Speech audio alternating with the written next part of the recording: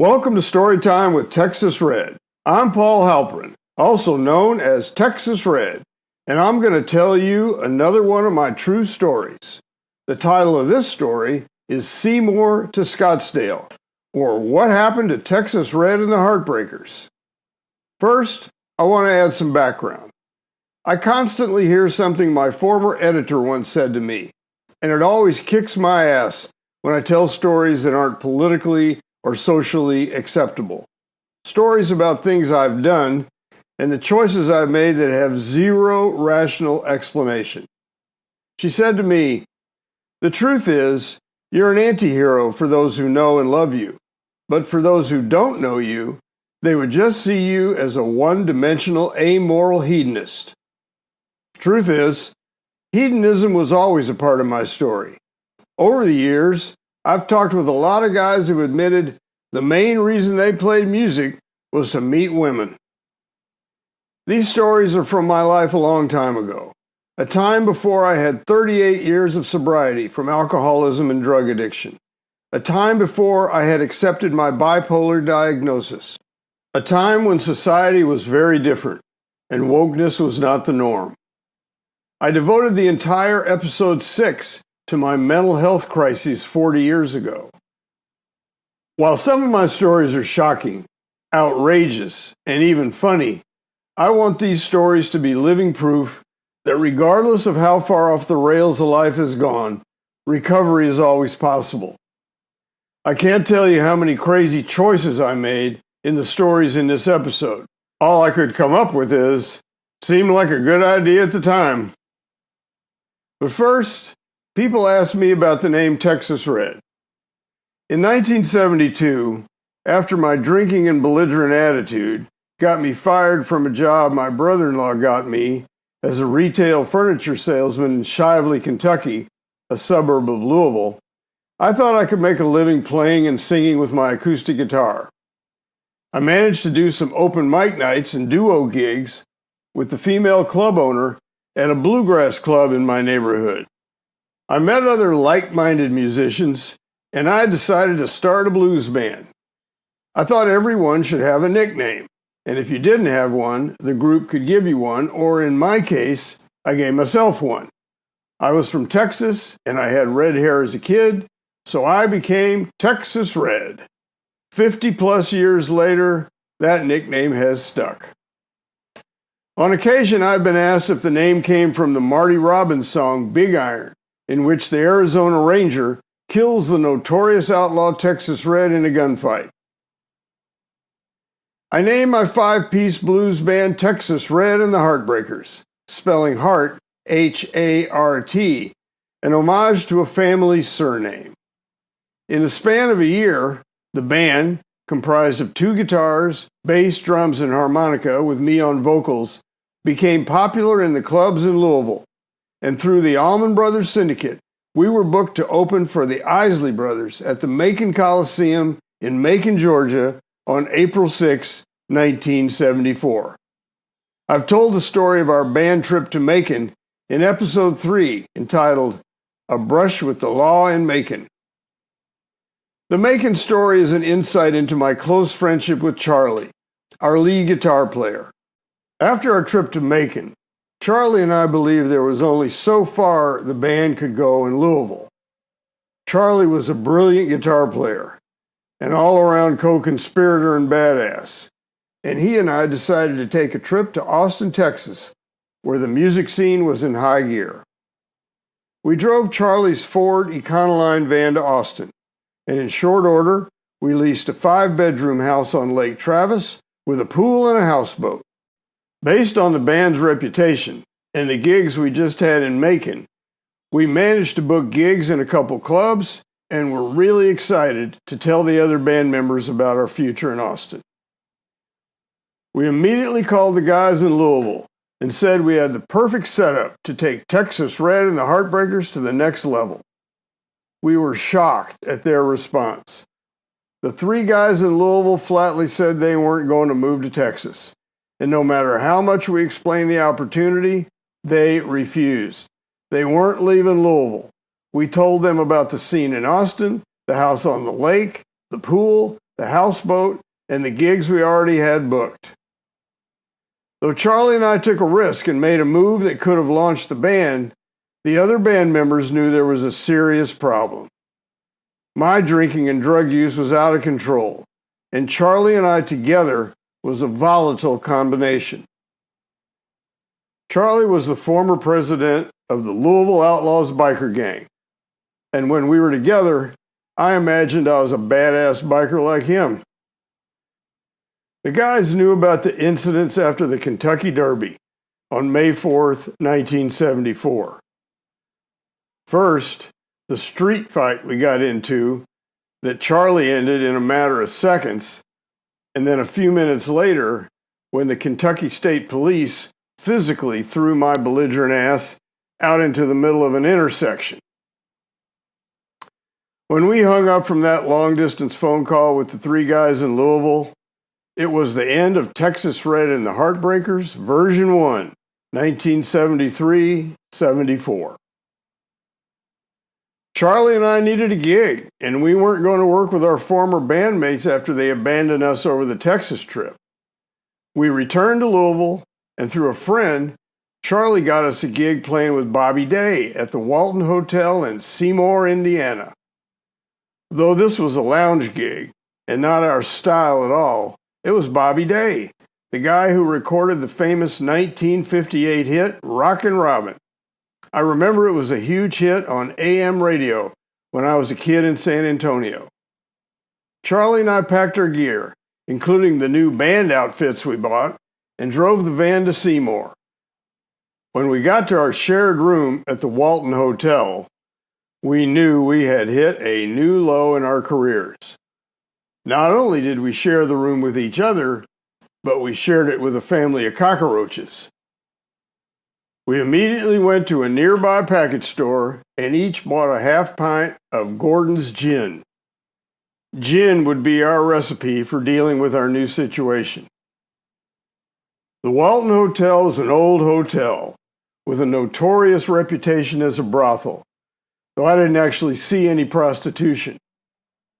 When it came time for our gig, Charlie and I put on our special Hawaiian shirts and white pants and went to the lounge. We played standards and rock and roll. Charlie could play anything on guitar, and I just tried to follow him, though I didn't always know what I was doing. The whole night led up to the big moment when Bobby sang his famous song, Rockin' Robin. I learned there had always been a lot of racial tension at the Walton. The audience was about half black and half white. And as the weeks went by, I got more and more concerned that there could actually be a race riot. And Jasmine, the black woman I'd been hanging out with, confirmed my suspicions. The black community was really pissed off.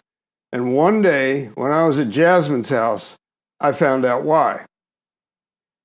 She was all worked up, just going on and on about Bobby Day. Then she said, "That's not Bobby Day. Bobby Day's black, and your guy is white." Jasmine pulled out the original album cover for Rockin' Robin, and there was Black Bobby Day, sitting in a tree with a bunch of paper birds pasted on the limbs. The final night we were at the Walton, there were armed Indiana State Troopers in the hotel lounge, some with handguns and sawed-off shotguns under their cocktail tables. Charlie and I were nervous the whole night, and as soon as we finished the last set, Charlie and I went up on the roof of the hotel and watched everyone leave. Then we watched the police cars leave. And as soon as the streets were quiet, we went to the lounge, packed our gear, loaded it into Charlie's van, headed back to Louisville, and never looked back. So now, after 4 years, I had exhausted my options in Louisville. My older sister, her husband, and 3 young children were living in Scottsdale, Arizona. My sister and brother-in-law had started a wholesale sporting goods business, primarily selling tennis gear and sneakers. I asked them if they'd give me a job, and they said yes. That meant it was time to move. I had a yard sale, got rid of all the possessions I couldn't pack into my '66 Chevy, and took off driving west, I put my questionable music career on hold and headed to Phoenix. It was 1974. I was 27 and preparing to restart my life again. Since graduating from the University of Texas in 1968 with a bachelor's degree in business administration, I had lived in Los Angeles, Santa Cruz, California, and Louisville. I destroyed a marriage with a wonderful young woman who didn't deserve that fate, and she definitely doesn't deserve to have it recounted here. I don't remember the drive across the country, probably because I was high most of the time, but eventually I arrived at the home of my family. I was now in the new family business located near central Phoenix, and I needed to find an apartment close to the office. I found a modern, upscale, unfurnished one-bedroom apartment about 5 minutes from work. My brother-in-law and I took a few extra pieces of office furniture from the new office, bought a twin bed, and that became my home. To this day, I'm not sure what my job was at the fledgling sporting goods business, but I think it was office manager since I was the only one in the office. However, with my nightly heavy drinking and daily severe hangovers and depression, I couldn't manage my way out of a paper bag. And I clearly wasn't grateful for the opportunity that my family had handed to me. I don't know if I was clinically depressed. I was just really down as a result of the choices I'd made in my life. Like I said earlier, it seemed like a good idea at the time. At that point, I couldn't imagine what I was going to do with my life, so I just kept drinking. It never occurred to me to talk with someone about my drinking and mental health. I just pressed on. I never got the hang of my job, and I just stayed in the office all day, doing mostly nothing. I would go out to lunch, but mostly I was marking time until I went out every night. I even brought a pillow from my apartment, put it on the floor, and tried to sleep under my desk. It was a miserable existence. I went out every night after work, primarily to a new club in Scottsdale named Balcony Hall, and I saw two of the most amazing shows I have ever seen. Muddy Waters played for an entire week, and on another occasion, I saw Tom Waits. I became friends with Hans Olsen, the club's lighting director, who's actually the, quote, light man referred to in the Tom Waits song, "The Piano Has Been Drinking." With Hans' help, I got a gig opening for Mose Allison, the great jazz piano player and songwriter. I was really nervous because I was playing standing up as opposed to sitting like I usually did, and I was using a large body electric guitar instead of an acoustic. In spite of the obstacles, my set went well, and I had the great pleasure of talking with Mose after his set. My friendship with Hans, the lighting director, took off from the beginning and remains to this day. We both played blues and did solo acts, so we were able to play together. The big difference between us was that I was a drunk and he wasn't. I'd bring women to his house late at night, then pass out on the kitchen floor, leaving him to entertain my friends. I felt compelled to go to Balcony Hall every night, and I always had to get roaring drunk.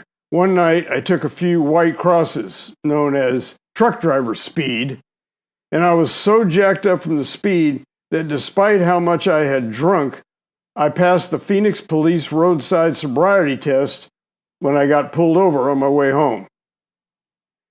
Hans was kind of amused by my outlaw spirit, as he had grown up among bikers in Rialto, California. He didn't see a problem taking me to a live, 1-hour, late-night interview with Nina Joy, the #1 DJ at the top rock station in Phoenix. We took our guitars so we could play on air. However, as soon as we assembled in the studio, Nina pulled a bottle of ouzo, the Greek alcohol, out from under the console. The three of us drank the entire bottle of ouzo, and what was supposed to be a 1-hour interview went on for the entire night. Hans and I did play live, but there was also nonstop, suggestive conversation between Nina and me. When it was time to go, early the next morning, I forced the newly arrived morning DJ to arm wrestle me on the floor. The station was broadcast all over the state of Arizona, and for months to come, people from all around the state said to me, "I heard you on the radio with Nina Joy. You guys sounded really fucked up."